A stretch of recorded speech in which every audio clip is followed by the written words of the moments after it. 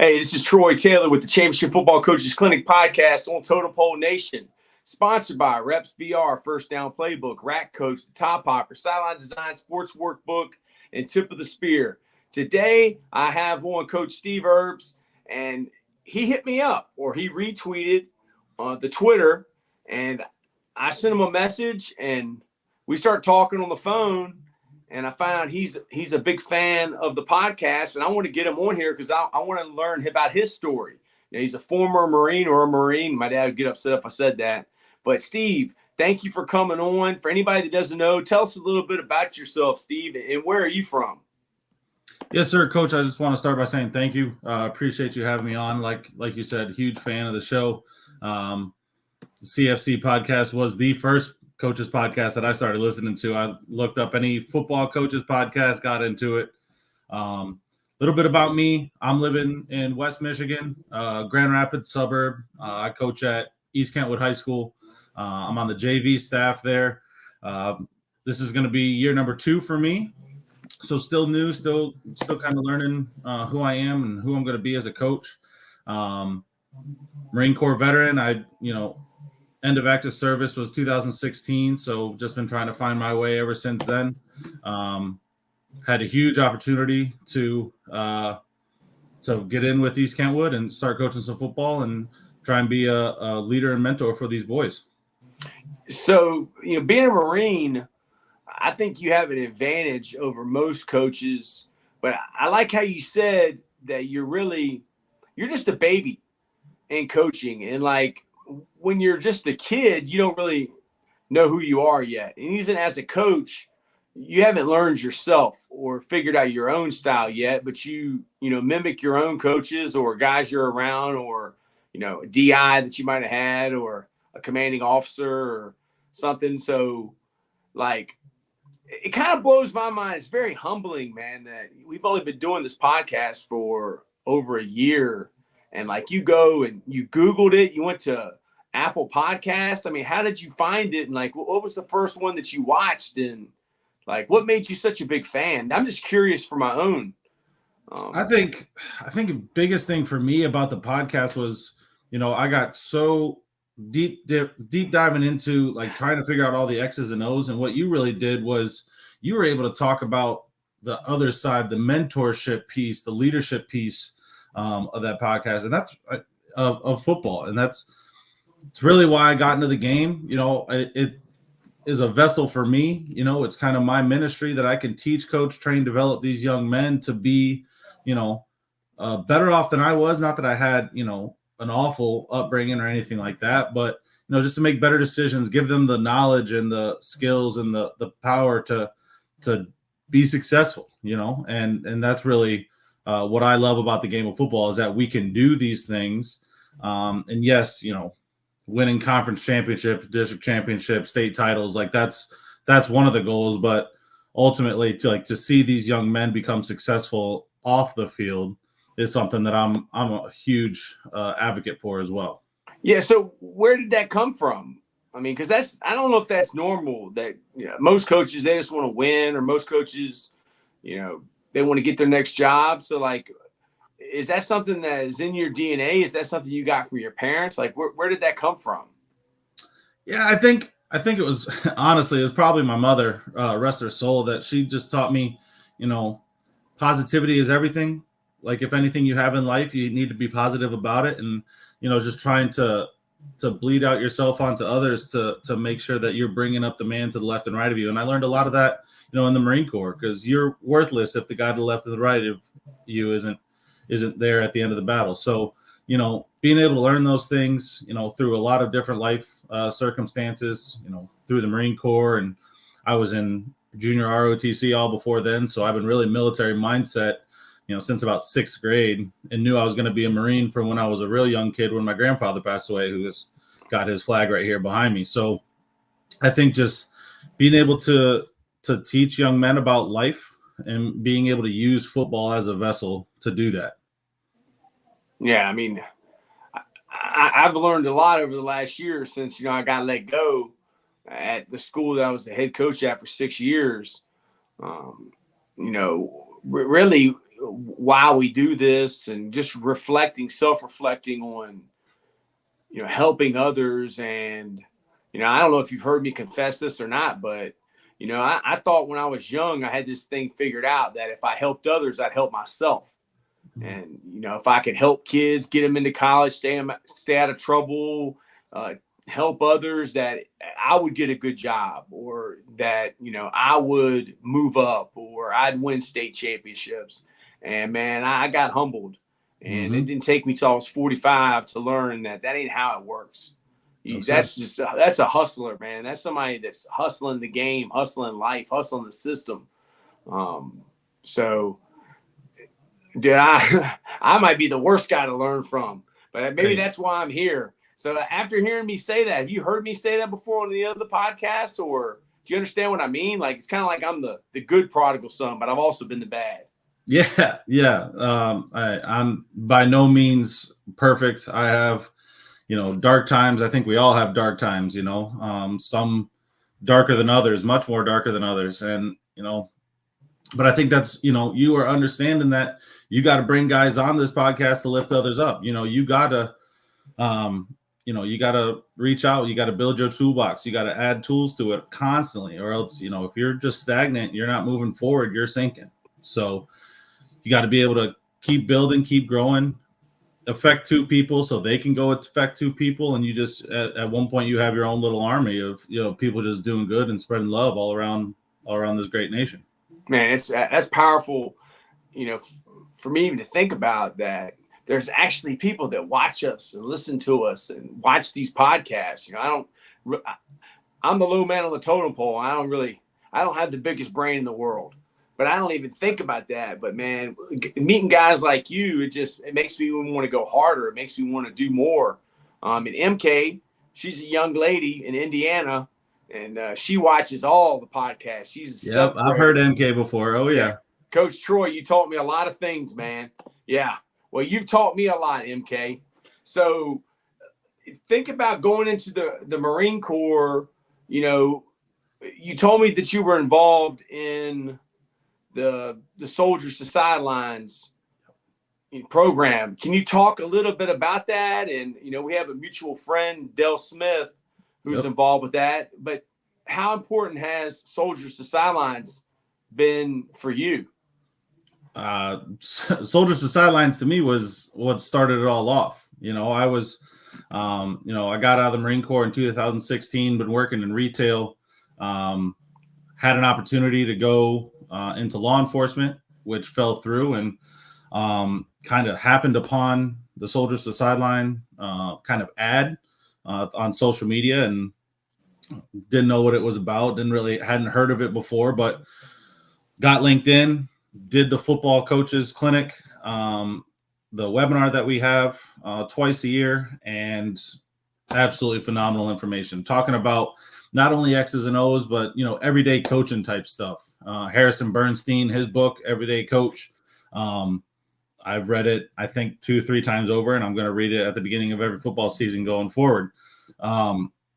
Because there's so much more to X's and O's. Like when you can teach guys habits while using football, teaching them timeliness, being on time to practice. You're teaching them cleanliness, making sure their stuff is all squared away and ready to go for the next practice or game. And, there's so much more to life than football, but football is a great vessel to be able to do that.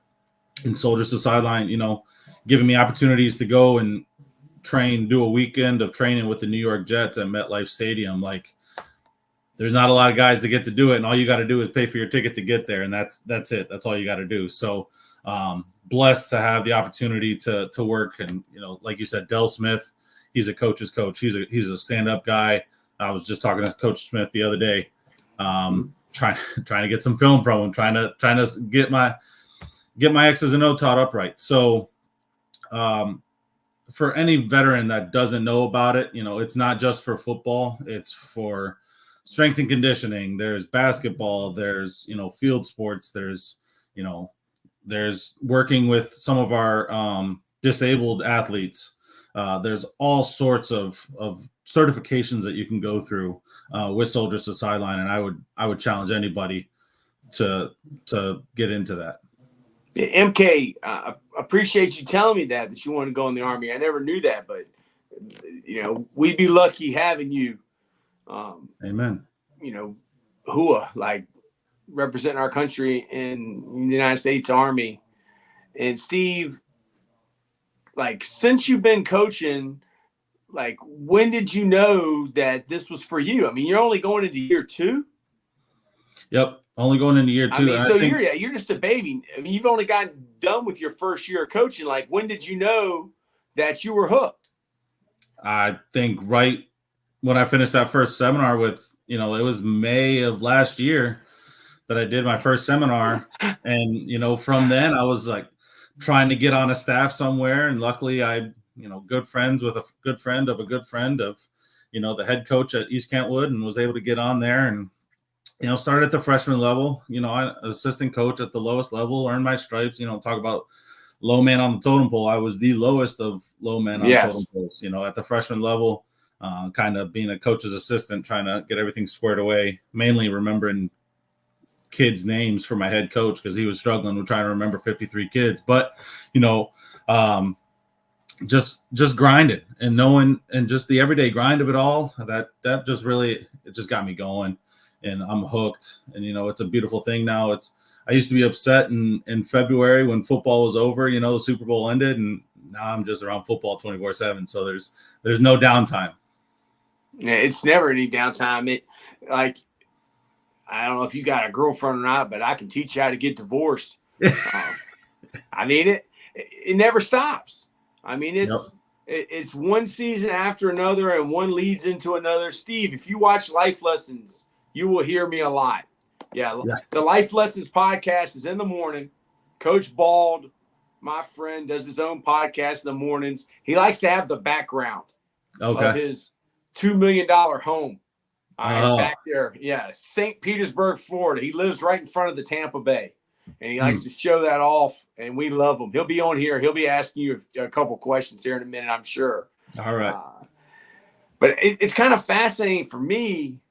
I started coaching in 2000. So, I mean, I'm going on 25 years, and I'm 45 now. So, you go from being the young coach to the old coach, and the up and comer to the guy who's gone back to being assistant. And you don't know where the journey is going to go. Like, like what you want to do and where you want to go.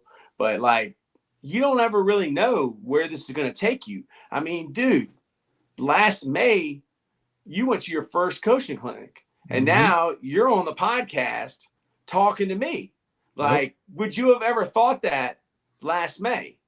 No, not a chance. And just the opportunity of the people that I've gotten to speak with and talk to, like I said, Soldiers of Sideline is a huge connection piece. But I didn't mention the coach that I worked for at the freshman level. His name's Joel Smengi. He's one of the Jacksonville Jaguars top 25 of all time. Like, wow. He's, defensive end, and he's about as wide as he is tall and can still put pads on and hurt somebody, So it's just like all these opportunities that I get to hang around all these brilliant football minds, get the knowledge from them, but then know in my heart that I can affect these boys, on a day-to-day basis, outside the lines. Like it's really a blessing, honestly, to be able to do what I'm doing. And this technically isn't full-time for me. I'm also working full-time and a full-time college student. So I'm trying to balance everything going on. So, it's just trying to time manage and have a balance of life. And, like you said, I've had many conversations with my girlfriend of trying to make sure, like, hey, if this isn't what you're about, then we need to have that conversation. But she's fully supportive. And I can speak on that. Having somebody in your life that is supporting of you and pushes you to be better on a constant basis, like there's no telling where you could go. Yes, it is important. And just like thinking about, I mean, last May you were doing, the class with Dale Smith. Me and Dale Smith's from the same hometown, Richmond, Virginia. And I've known Dale for probably 20 years. And I mean, I remember when he was a head coach at West Virginia Wesleyan. I remember when he was assistant at Wagner, and I remember him for a long time. And, I mean, it's just a small world, man. And it's so humbling that the guys who in this profession are big time don't act big time. Not And at the all. people that you'll meet that try to act like they're big time, they're really no time. Yep. Like they don't get it, man. Like Del Smith can coach anywhere. Absolutely. And Del Smith can go with anybody. But like Coach McNally and Bob Wiley and Paul Boudreau, who was the O-line coach for Barry Sanders with the Lions. Yep. Like those guys are big time. Alex Maribal, the O-line coach for the Miami Hurricanes. Bill Best, the O-line coach from Colorado State. They're all in the same text group with me. I didn't know these guys last year. Like, it's just amazing and how blessed we are and how powerful the game of football is. Yes, sir. I mean, Steve, you played in high school, correct? What position do you coach? Who do you like to study? I mean, how are you ate up with the game so much? Are you just listening to podcasts? Like, what do you coach? What position? That's what it is. It's listening to a lot of podcasts, but I look a lot different now than what I did back in high school. I like coaching the big uglies up front. I like the offensive and then defensive linemen. You know, I'm constantly watching Coach McNally's content, you know, just trying to learn something from that man. I'm going to be way better off. Man. But, you know, playing in high school, I played, I played corner back in high school because going in the Marine Corps, I was a little bit skinnier back in the day. So I was a little bit quicker, taller, was able to play a little bit. But then, you know, life happens. I'm, you know, over the 300-pound club now. So I work with the linemen and let them throw me around a little bit. And it's a grand old time. And I really like that. I love being on the defensive side of the ball more so than anything. I'd love to be in like a 7-0 final scored game that we're on the 7 side, just to make sure that nobody's putting up points on the board. But yeah, I love coaching. I'm actually listed as a special teams coordinator this year. So hence why I'm reaching out to Coach Smith to try and gain as much knowledge from that man as possible, because he's a special forces guy is what he calls them. He calls them his special forces. And I see a lot of value in that third of the game. So that's what I really enjoy doing. Yeah. MK wants to know, Steve, if you watch the NFL, what's your favorite team? So I do watch the NFL when I have time on a Sunday, you know, when I can get out of a staff meeting or two. But no, I'm a Detroit Lions man. I was born in West Michigan, grew up a Lions fan, University of Michigan fan. Actually moved to Florida when I was real young, when I was 5, into Central Florida, and I had stayed with it the entire time. A lot of people would just fair weather fan it and start rooting for the Gators or Tampa Bay or something like that, and I wasn't about it. I loved wearing my Honolulu blue, my Mason blue, and got made fun of a little bit, but that was all right. I was a big kid. I could handle it. I could bear it. Yeah, MK is a Steelers fan. She wanted Mike Tomlin fired, even though he's never had a losing season. I mean, it's tough. It's tough. It's the NFL. It's the NFL. Yep. I mean, Dan Campbell played tight end for Coach McNally. Yep. And I mean, you gotta love that guy. Like, Absolutely. Would Dan Campbell have made a good Marine?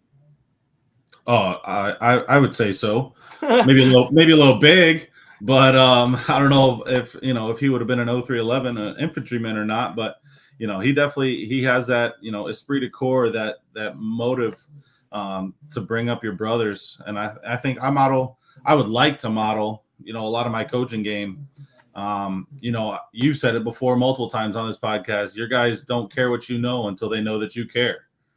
So I think that is a huge thing, more so than my X's and O's. But then if I can have guys that'll run through a wall for me, I think that's where the good things start to happen. Yeah, man. I mean, Dan Campbell has done that with the Lions. I mean, he's got to be one of the most fun guys to play for. And then talk about Coach Harbaugh. I mean, Coach Harbaugh, people know he's crazy. People know he's quirky. I mean, he doesn't eat chicken. He wears the same exact pants from Walmart every single day. Mm-hmm. He's got 5 pairs. Yep. I mean, being genuine, being yourself. Yep. That's important. Kids can tell. I mean, what experience from the Marine Corps can you draw on that? Like, did you have any officers or DIs that were experts in, or all of them in the Marine Corps, experts of building that team and building the relationships part of it? Yeah, I think in the Marine Corps, I think because you have to, it's a healthy balance of discipline and brotherhood, and you have to be able to combine the two. You have to know that you have the guy to the left or right of you that's willing to lay down their life for you, and then, but you also have to be, make sure all your ducks are in a row. You got to make sure that you're squared away. You have all the stuff you're supposed to have, and sometimes if you don't, it's gonna cost somebody on the other side. And I think leaders in the Marine Corps do such a good job of that. Of they care about you, and they care about you because they're holding you accountable. And they're Yes. letting you know, and they're telling you, hey, that you messed up, and I'm telling you messed up. Where outside of the Marine Corps, in today's society, all that passive aggressive conversation where somebody will make an offhanded comment to like kind of allude to you messing up, but won't outright say it. If you mess up, your platoon sergeant's coming down and he's going to let you know that you messed up. And you know what? And you're going to be better off for it, because I bet you won't make that same mistake twice. So that is really an important piece of it, is being able to, and it's a lot easier in the Marine Corps because you're living with your guys every day. You're waking up at 4 a.m. You're waking up right next to your brothers, and then you're with them all day, and you're getting off work and you're living with them in the hallways, in the barracks. So it's easier in that sense, but you can definitely replicate it on the outside. And that's something that I try to bring to the field is, hey, I love you. I'm telling you that I love you and I care about you, but I care about you so much that I'm going to let you know when you're toting that line and when you need to straighten up and get right, because you're going to cost somebody else. And that's usually what it is, right? It's usually the person doing the crime isn't always the one getting punished in some type of way.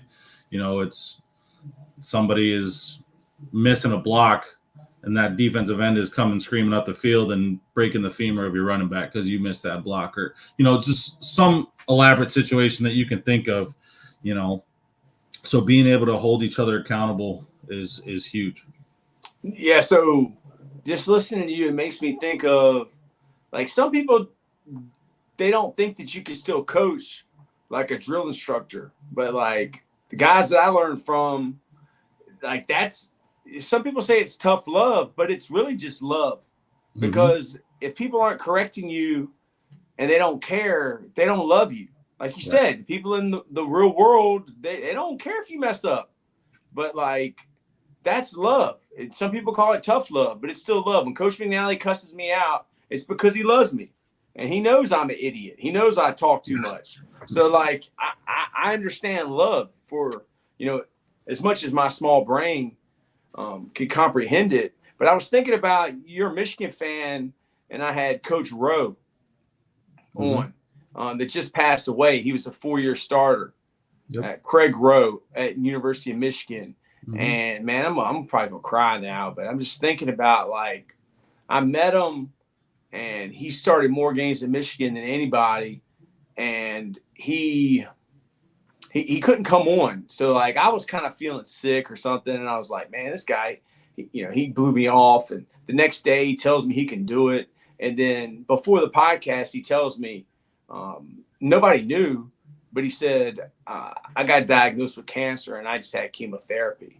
And I'm like thinking about myself, and I'm like, man, you're a scumbag, Troy. Like, you're thinking this guy like blew you off or something. You don't ever know what someone else is going through. This guy has cancer and he didn't tell anybody. He just passed away.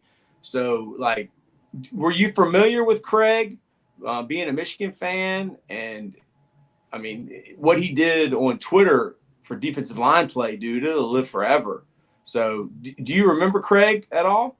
I don't myself remember Craig. Unfortunately, he sounds like, the type of guy that I would follow into battle. But, I spent a lot of time. Actually, Friday, we just went over to Michigan's training facility and watched us spring, just after their pro day, and seeing how those guys operate. It's, it's national championship level. Like, those guys know what they're doing, and it's, it's methodical, and it's awesome. It's awesome. And I'm sure, Coach Rowe, it's tough when that situation comes up, right? Because you're like, man, guy blew me off. Like, what the heck? And then all of a sudden it's like, oh, you're a guy that holds things close to your chest, and, you can appreciate that.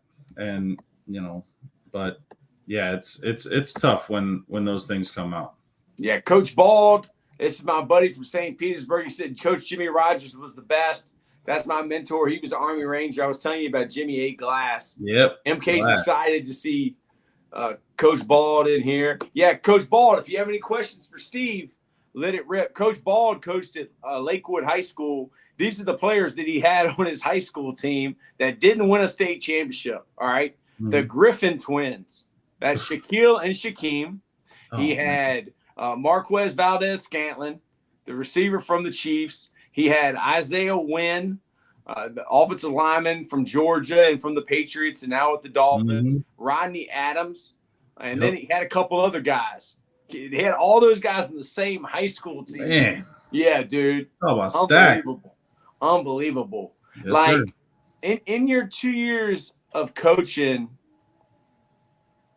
I mean, really, you ain't gone to 2 years, but you don't have to tell me the kid's name, but what in your year of coaching, I mean, you're not even a year down yet because we ain't even in May, but what experience have you had where you see that you're making a difference? Man, I've been so blessed that I was able to get out of retail and I work at the school that I coach for. So I'm a safety officer. So I'm able to see these kids on a daily basis in the halls. And that's a huge accountability piece. Like, when they turn the corner and they're acting a fool with their buddies who don't play, you don't have to say a word.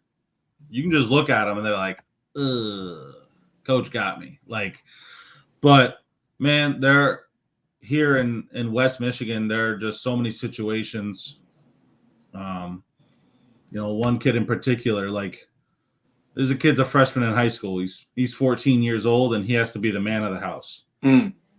Dad is non-existent, and everybody had this idea of man, this guy's just a goofball. He's so immature. He just is, when he's at school, but nobody knows that he doesn't get to be a kid at home.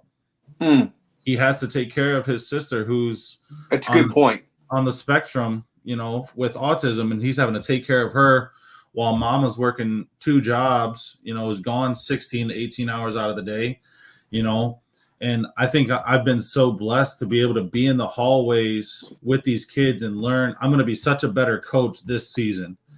This past season I came in and heard all football and the military are very, they're one and the same, right? And I was like, okay, well, I can just be a militaristic guy and I can instill discipline and, do all those things. A lot of those kids didn't take to that very well because that's not how they operate on a daily basis, outside of the football field. So yeah, man, just the situations that you hear about, that you see, I'm just going to be so much better this year, being able to, that love piece, that care for piece.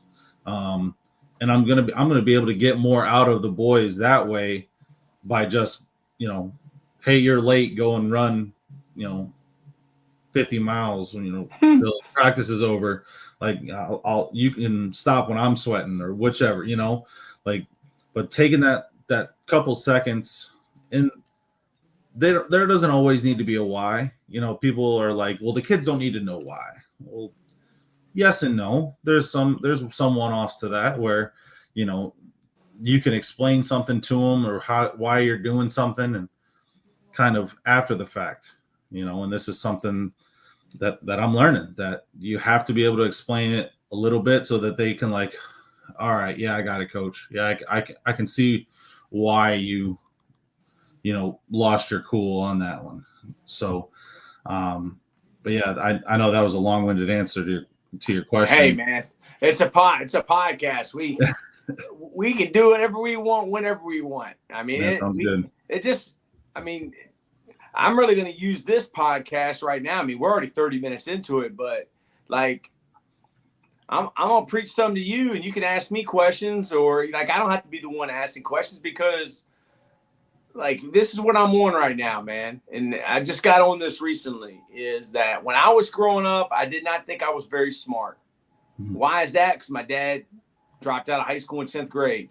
My mom didn't go to college. So when I was in middle school, I'd look on other people's papers, but I was too stupid to realize that the questions and the answers were different. Like, I would think 10A, okay? I didn't know. And then like, I didn't think that I looked as good, or I would wait for the Sports Illustrated magazine to come in with the swimsuit edition. And I was too stupid to realize that they had filters and they had Photoshop back in the 90s. So the thing I'm on is I'm telling my kids, my students, my players that, dude, you are just as smart as the people that you see on your screen. Yep. I would say TV, but nobody watches TV other than me. I got rabbit ears, got the NCAA game. But you're just as smart as the people on the screen. Yep. And like, you look just like the people on the screen. The girls that want to be your girlfriend, they look just like those girls. And the ones that's fake and got plastic surgery, they don't look as good, because plastic ain't real. It's fake. That's true. So the greatest coaches and the greatest teachers are the greatest learners. And dude, you are following in our footsteps, because you are a learner, and learning doesn't have to be in a school, and church doesn't have to be in a building. Like, you're learning every day. I'm learning from you and you're learning from me. MK's got something to say here. MK's a seventh grader in Indiana. Never underestimate your effort, no matter how little. Every effort, little or great, is a step closer towards the actualization of your dreams. I mean, dude, you retweeted. It's like, don't ever limit yourself. Like, don't ever just limit yourself that you're just this, because just by retweeting my tweet, that made me say, hey, man, I want to get this guy on the podcast. I mean, if you never would have done that, I never would have reached out to you. So, like, the craziest stuff happens to me. And sometimes I'm just thinking, like, wow, man, like, this is crazy. So, like, from what I'm saying, what are you thinking, man? What are you feeling? No, I honestly still can't believe you got me from just retweeting your stuff. And you know what I had said with that is that, you know, I'm a strong believer that this is my ministry. This is what I've been called to do. You know, and I'm still learning. Just because that's what I was called to do doesn't mean I'm real good at it yet.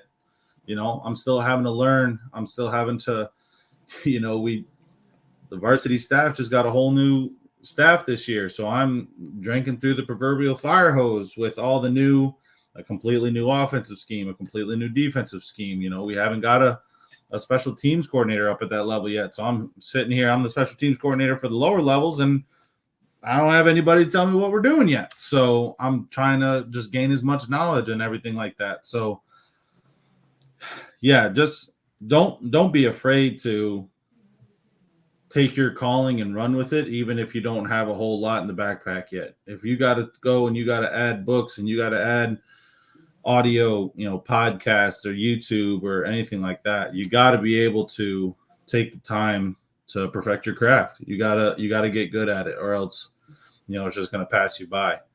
You know, I look at a lot of people, you know, that are, I'll call them curmudgeons, you know, that are just like, they're just think that this is all that life has for him. And I'm a firm believer.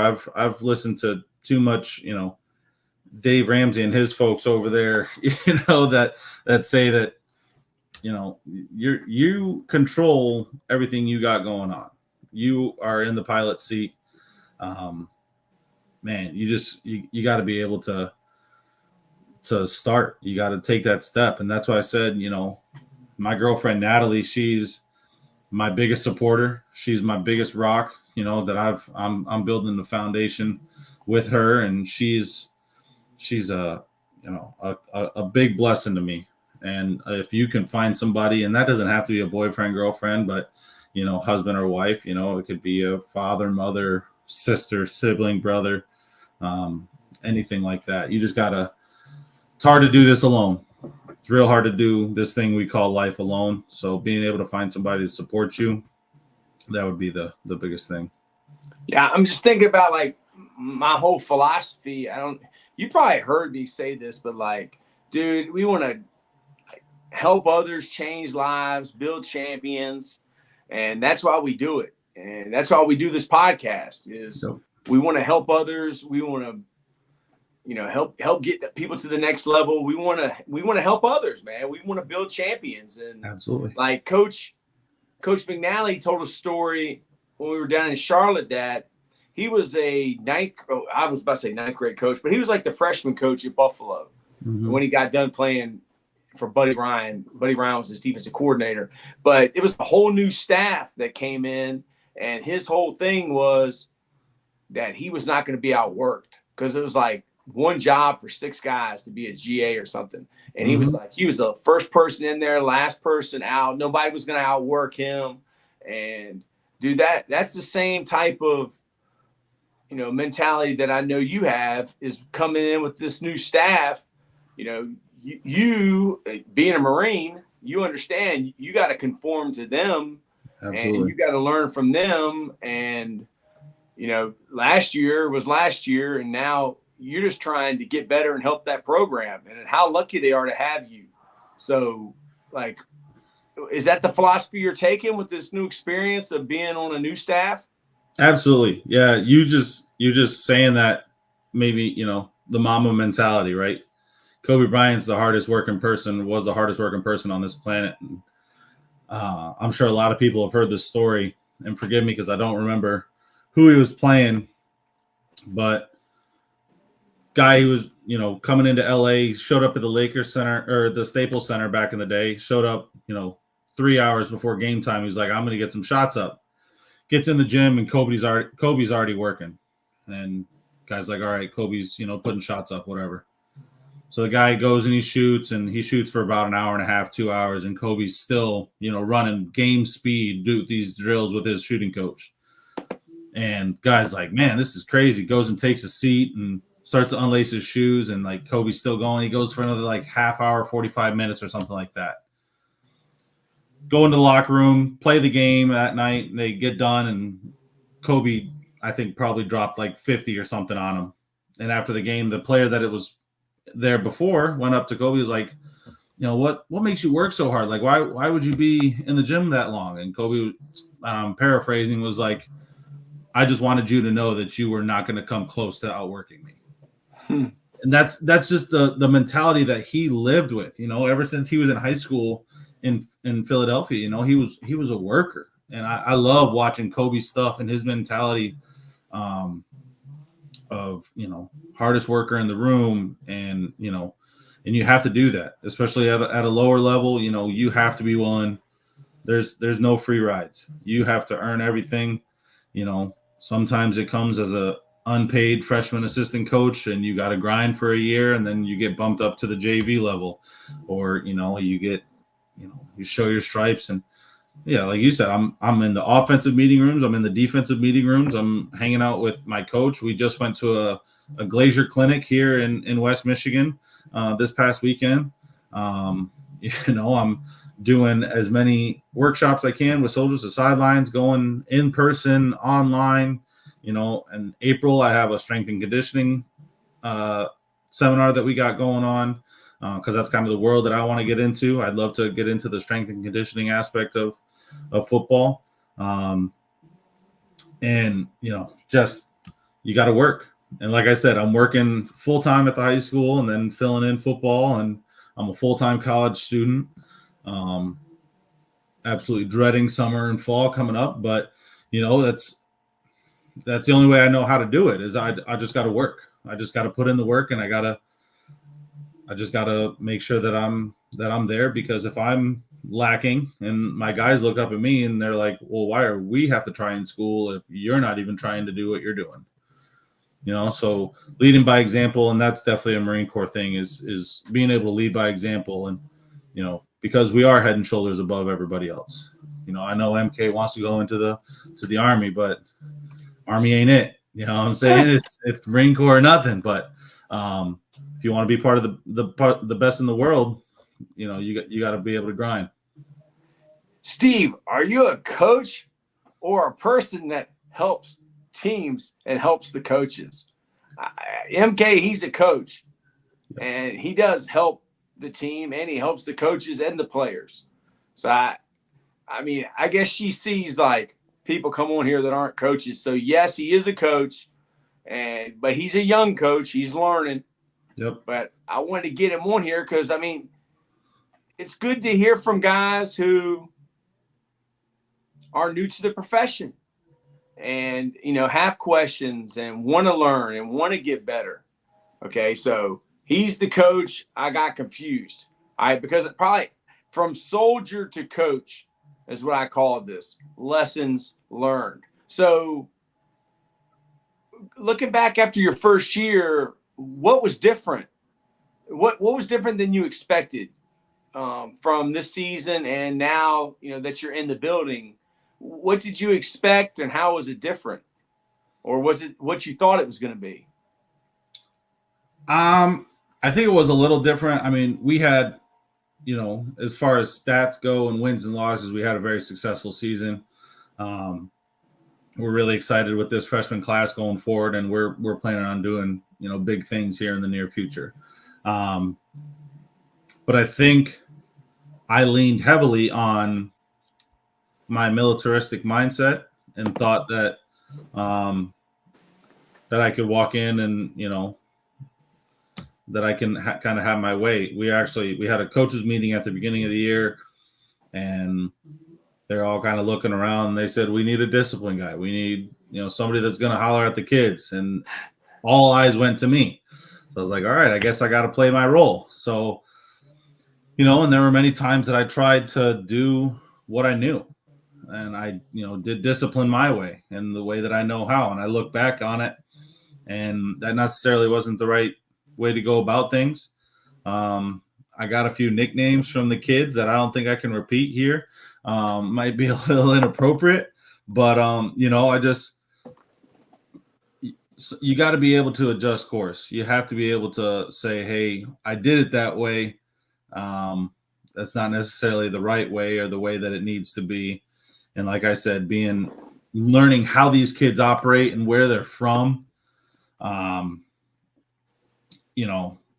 it's very eye-opening, and I'll be able to coach a little bit better. So it was a little bit unexpected to see how they would react, because I figured like, hey, kids coming out to football, like 14, 15-year-olds should be pretty easy. I say something, they do it. That was not the case. That was not always the case. So making sure that I adjust course and make sure that they know that I'm not just doing these things to grind on them. It's for a reason, and I'm trying to make better men and great football players. Yeah, she says he did serve, and now he's a coach. I think the military is kind of like coaching, like the drill instructor and the men and women that are the players, just different fields. So, how is it the same and how is it different than the drill instructor in the Marines? I guess these kids are younger. Yeah, it's very close though, because you got a lot of kids, those 13 weeks of Marine Corps boot camp, you got a, platoon of 90, 18-year-olds, and you're teaching them some pretty advanced things. You're learning, marksmanship skills and you're learning swim. Military swimming is a little bit different than, going to the lake on the weekends. And, it's different. The field is different. The severity may be a little bit different. We're not talking about life or death of the person to the left or right of you if they go down. But the military and football are very similar. Very similar team mindset. Everybody pulling their weight, pull the rope. A rope is, you think a tug of war, it's a whole lot easier when the whole team's pulling in one motion. So yeah, no, that's a great piece that she was able to connect with that, yeah, they're very similar. And a lot of coaches, will look at doing some type of, we call them LRCs in the Marine Corps, leadership reaction courses, that you can, build camaraderie and you build that team mentality, and through tough obstacles. Great teams are built in adversity. You're gonna find out who you really are when the chips are all on the table, and you gotta fight and claw and scratch your way out of it. So it's similar, very similar. I know you're just starting out in coaching, but you're going to get your 4-year degree. Are you planning on becoming a teacher with that, and, becoming a full-time coach in the high school level, or what is your goals, your ambitions, and your dreams as far as, coaching football? Yeah, I want to, this is the goal, is to be coaching football full-time. Trying to get my 4-year degree and then be able to be full-time in the school, whether that is in a teaching role or, in a facilities role. Just be able to be a part of the school system and coach in the school system. That's really the goal. Like I said, strength and conditioning, I'm really into the health and fitness aspect of it. While we were at University of Michigan the other day, our strength and conditioning coach is really good friends with their team nutritionist. And the nutritionist came and talked over to our boys for about 15 minutes, 20 minutes, just about, everything that you need to do to make yourself better, that you'll stand out. What are some things they were saying? Because I'm just wondering for my own sake. Yeah. So, what was Michigan saying? Eat and then eat whole foods, eat, you see all these kids nowadays grabbing the powdered stuff, or, the creatines and all this stuff. Like, just eat food. TV does absolutely no justice to how big these athletes are.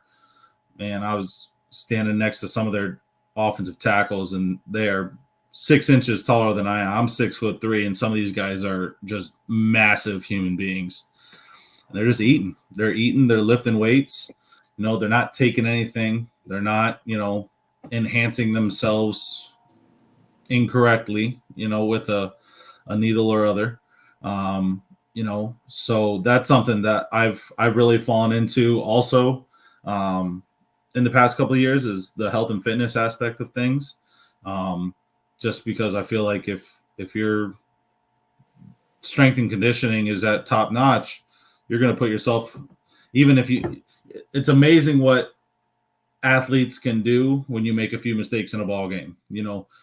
Athletes make up for a lot of little mistakes. When you got guys that are, our quarterback, wide receiver, tight end, and running back were the 4x100 state champions. So we were able to, make a lot of mistakes, but still make up for it on the back end because of, they're just freak athletic nature. So I love that aspect of it. So that's the idea, is to get a degree in and around that, maybe a teaching certification that I can get into the weight rooms, or do like a health and nutrition class, and really open up the minds of these kids to show the importance of how important it is to be healthy really at any age. But if you can start, when you're at the high school level, and you really put yourself head and shoulders above some of this other competition when you talk about trying to get into colleges.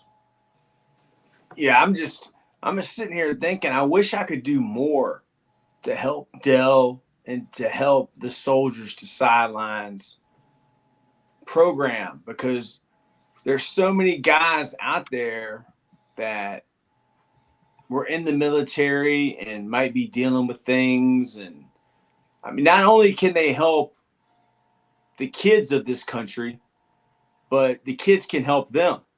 Amen. And we can help each other. Absolutely. And this is the greatest country in the world, not because of Donald Trump or Joe Biden or Barack Obama or George Bush. The greatest country in the world because of the people. Mm-hmm. The people of this country is what makes it great. Yes, sir. And I wish that I could promote the Sidelines, the Soldiers to Sidelines program more. So, like, if there's somebody watching that is a former military man or woman, like, what do they have to do to get involved in the program? And walk them through the steps. Like I said, for me, it was just finding it on a whim. You know, How'd you find it? Social media, on Facebook. I was scrolling. It was literally the day that I found out that, you know, I wasn't going to be able to be with the law enforcement. I'm scrolling and it popped up. Like, there, you can't make it up. Like, somebody put it there for me. I found it, and I looked into it, and, you know, I think that was a couple months before the football clinic. But like I said, they have so many other sports, you know, lacrosse, basketball, you know, our hybrid athletes, you know, our athletes with disabilities, strength and conditioning. Like, there's so many opportunities to do these. And the in-person workshops, you know, when you get 40, 50 veterans in a room talking about something that we all love. And it was, you know, moms who were veterans that were teaching their sons, you know, 8-year-old football team. And then you had guys that were trying to get in at a collegiate level. You know, we have a couple of guys, you know, that are doing analyst work for, you know, down at North Carolina, doing all sorts of things. We're highly blessed to be able to have that opportunity to do those things.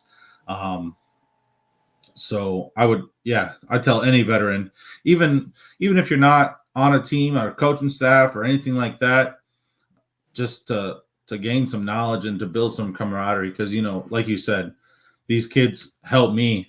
They help me grow. They help me kind of widen my vision a little bit on what I see in life. So definitely blessed and glad that I was able to find them, and they helped me almost more so than anything.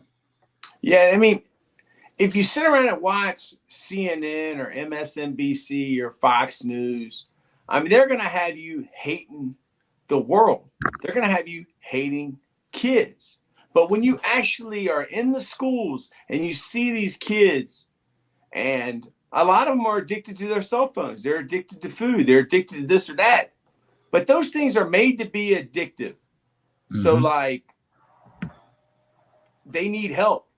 And this country, people always say it's going downhill and this and that. But, dude, 20 years ago, I would have never even met you. I wouldn't even have had a podcast. Nope. Like, you're just starting coaching. You're already on a podcast.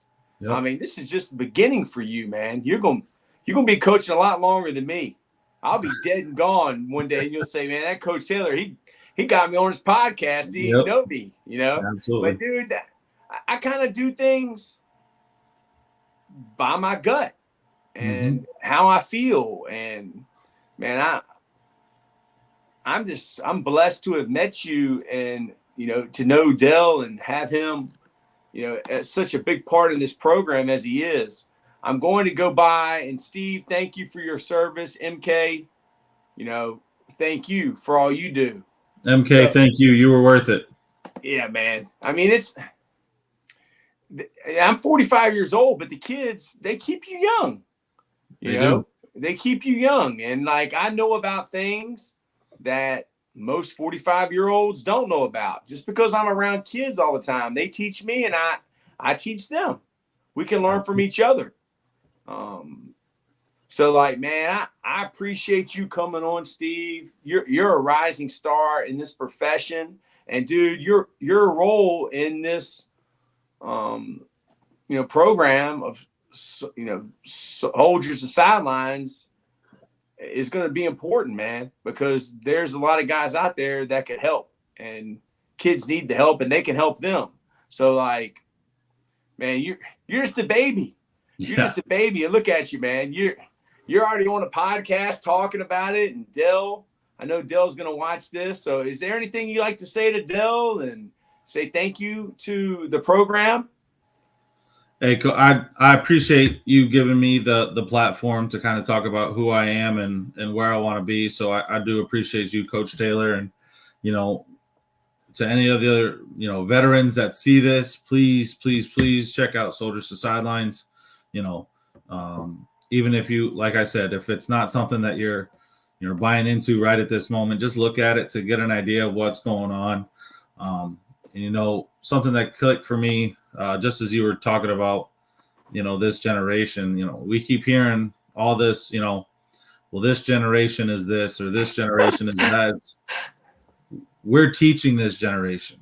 Amen. We're the ones that are directly affecting this generation. So, if we want to see change, we have to be the change that we want to be. So we need to be able to do that.